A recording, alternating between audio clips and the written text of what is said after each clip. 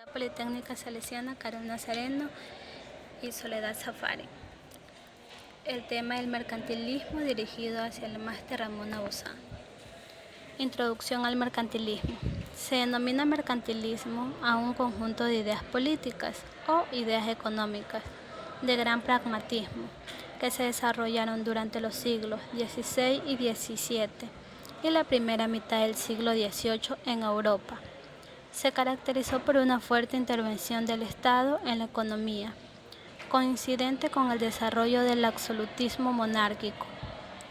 Consistió en una serie de medidas que se centraron en tres ámbitos: las relaciones entre el poder económico y la actividad económica, la intervención del Estado en esta última y el control de la moneda. Así tendieron a la regularización estatal de la economía, la unificación del mercado interno y el crecimiento de la población, el aumento de la producción propia, controlando recursos naturales y mercados exteriores e interiores, protegiendo los productos locales de la competencia extranjera, subsidiando empresas privadas y creando monopolios privilegiados. La época mercantilista. El concepto de mercantilismo se define a partir de los grandes descubrimientos geográficos, consecuencia de la apertura de las rutas comerciales marítimas por los portugueses en el siglo XV y 1500, fecha del descubrimiento de Brasil, y la consolidada corriente innotable del metal precioso, oro y plata principalmente, llevado desde los territorios nuevos a Europa, en particular después del establecimiento de los virreinatos de la Nueva España y de Perú por los castellanos.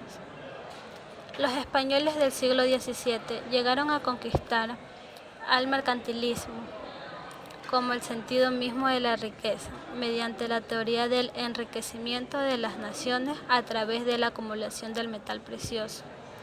El oro y la plata constituyen el objetivo del comerciante y por lo tanto se pueden considerar como el impulso al intercambio de mercancías.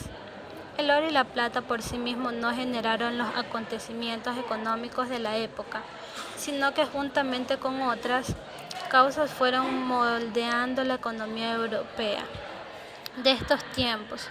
Algunas de estas causas fueron los grandes descubrimientos geográficos, el Renacimiento, la reforma religiosa, la aparición del Estado moderno y el régimen colonial, o sea, la primera globalización o el primer sistema del mundo, según la expresión de Fernand Braudel. Entre los grandes descubrimientos, el descubrimiento de la imprenta permitió que se desarrollara el afán de cultivarse. La aparición de los libros impresos despertó el espíritu de la discusión. Los descubrimientos en las matemáticas, astronomía, geografía, biología, geología, medicina y demás ramas del saber humano cambiaron radicalmente las instituciones de su tiempo, cambio que se aceleró con la existencia de hombres de la celebridad, como Copérnico, Galileo, Descartes y Newton.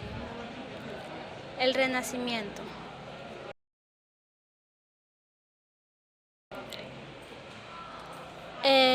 Se desarrolló de las relaciones capitalistas en las ciudades de Italia de los siglos XIV y XV. Hizo surgir nuevos fenómenos en la esfera de la ideología. Se fue creando una cultura de la burguesía incipiente llamada Renacimiento. Los primeros ideólogos burgueses estaban persuadidos de que hacían renacer la cultura antigua. La reforma religiosa.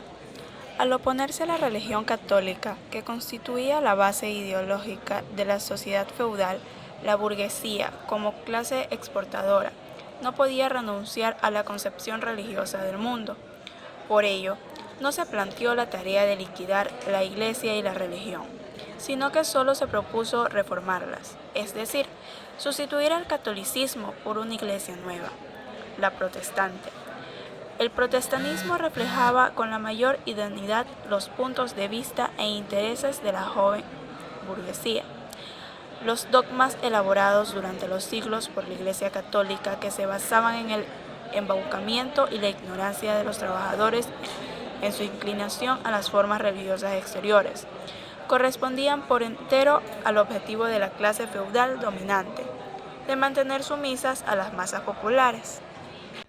Las características generales de esta tendencia fueron principalmente las siguientes: confundir la riqueza material con el bienestar económico, acumulación de metales preciosos,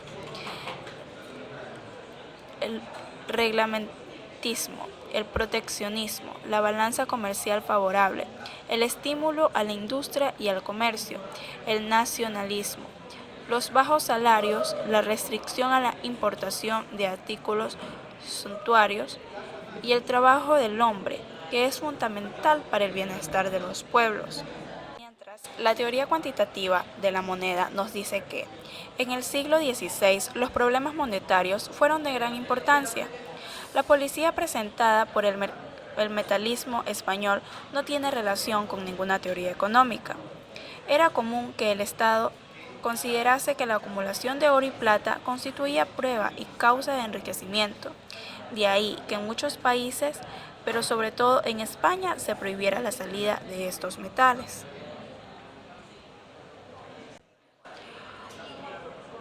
Como conclusión, el mercantilismo es toda búsqueda de riqueza y de predominio territorial, como la demostración de un ser de gran impotencia y en mayor escala la única.